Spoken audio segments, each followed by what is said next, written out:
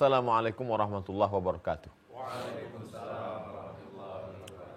Alhamdulillah wassalatu wassalamu ala Rasulillah wa ala alihi wa sahbihi wa man tabi'ahu wa mawalah. Apa kabar jamaah semua? Sehat? Alhamdulillah. Tidak ada yang dapat membalas segala nikmat yang diberikan Allah dari mulai kedipan mata, detak jantung, bisikan telinga, lintasan hati, fikiran, kecuali lafaz alhamdulillah. Makanya khatib naik mimbar mengucapkan alhamdulillah. Kita pun solat mengucapkan alhamdulillah. Apapun yang terjadi, tak ada yang lain dapat kita ucapkan. Dan cara mensyukuri nikmat Allah itu pun Allah juga yang mengajarkan. Alhamdulillah. Makanya disebutkan dalam hadis, afdalul zikri la ilaha illallah wa afdalud du'a alhamdulillah. Kullu amrin zibalin. Setiap amal yang baik kalau tidak dimulai dengan bihamdillah, walam yubda bihamdillah, tidak dimulai dengan alhamdulillah, fahuwa aqta, amal itu putus. Tidak bisa dibawa sebagai bekal menghadap Allah. Maka amal kita, majelis ilmu kita ini, kita tidak ingin menjadi amal yang sia-sia. Kita mulai dengan alhamdulillahi rabbil alamin. Pemirsa di rumah, begitu juga dimanapun berada. Mudah-mudahan kita senantiasa dalam ridha Allah. Amin ya rabbal alamin. Sebelum kita mulai ayat yang akan kita bahas, ada mungkin yang mengganjal di pikiran supaya ketika kita mengkaji ayat-ayat ini dalam keadaan sudah tenang. Kalau ada yang mau ditanyakan sebelum kita mulai, kita bahas dulu insyaallah. Baik. Assalamualaikum warahmatullahi wabarakatuh. Waalaikumsalam warahmatullahi wabarakatuh. Pertanyaan saya, Ustaz, hidup ini kan tidak luput dari ujian. Ada yang kita dialami ujian kehilangan orang yang kita cintai. Kadang ada juga kehilangan harta yang kita cintai. Seharusnya sebagai umat muslim, apa yang harus kita lakukan, Ustaz? Kehilangan orang, kehilangan harta. Dua-duanya berbeda. Yang satu manusia, yang satu benda. Tapi ada titik persamaan antara keduanya bahwa kita sama-sama menyukainya. Anak, istri, ayah, ibu, saudara, kawan, sahabat, teman dekat, orang yang pernah punya hubungan baik dengan kita. Kita cinta kepada dia. Mobil, rumah, cincin, rantai, gelang, perhiasan. Ini juga benda yang hati kita pernah terpaut kepada dia. Kedua-dua ini hilang dari hidup kita. Lalu kemudian orang sampai sedih, depresi, sakit, kumat darah tinggi, mati muda, naik kolesterol. Itu semua penyebabnya adalah karena cinta, suka yang berlebihan. Terkait dengan pertanyaan tadi, ada satu ayat dalam surat Ar-Ra'du, ayat yang ke-26. A'udzubillahi minasyaitonirrajim.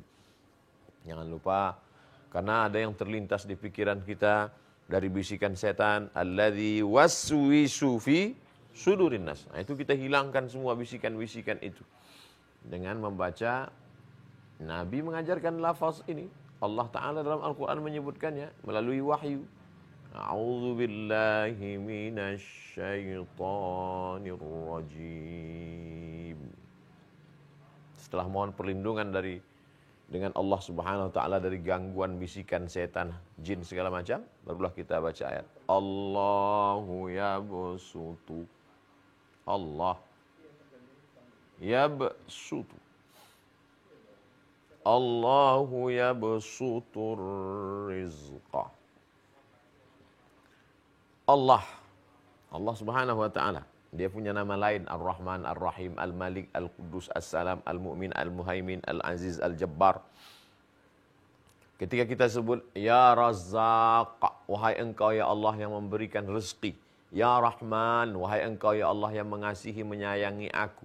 Tapi ketika kita katakan Ya Allah, laqad wasaftahu bijami'i sifati kamalihi wa jalalihi. Saat engkau katakan Ya Allah, saat itu engkau sedang menyebutkan segala sifat keindahan dan kesempurnaan Allah Subhanahu wa taala. Oleh sebab itu semuanya tetap kita pakai. Ya Rahman, Ya Rahim, Ya Malik, Ya Quddus, Ya Salam, Ya Jabbar, Ya Mutakabbir, Ya Khaliq, Ya Bari. Tapi kita Ya Allah. Allahu yabsutu diambil dari kata basata. Basata. Asal kata basata melebarkan tangan. Allahu yabsutu. Allah meluaskan, melapangkan, memberikan, mengulurkan. Apa yang dia berikan, dia lapangkan, dia luaskan itu. Ra, zai, qab. Rizqun. Orang kita menyebut rezeki. Enggak bisa bilang zai. Rezeki, rizki. Macam-macam. Rezeki, rizki, bahkan rezeki. Itu dah rezeki kita. Terserah. Tapi yang jelas kalau baca Quran, betulkan makharijul hurufnya. Allahu yabsutur rizqa. Allah yang melapangkan rezeki. Artinya apa? Wahai orang yang kaya, jangan sombong. Karena kekayaanmu itu dilapangkan Allah, rezekimu Allah yang melapangkannya. Dan itu bagian dari ujian. Oh, jadi ternyata tadi kan dalam pertanyaan yang namanya ujian itu kalau kehilangan, ternyata tidak.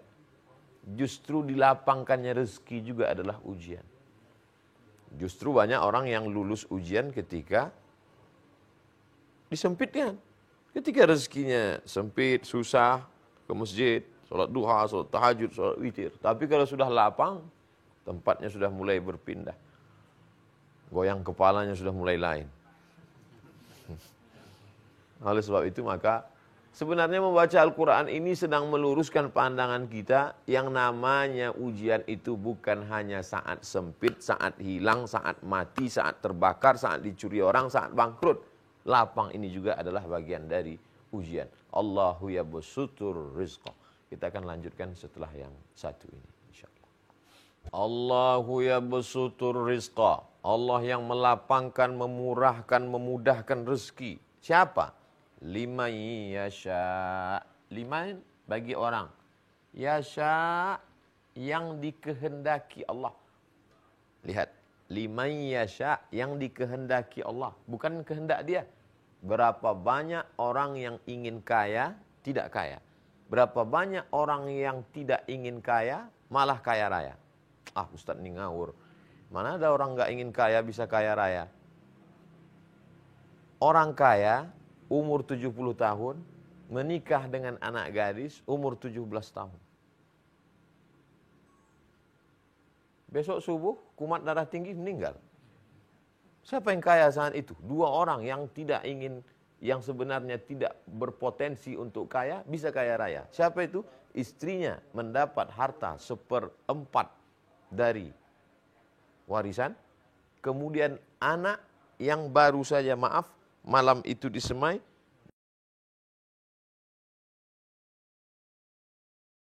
kaya raya.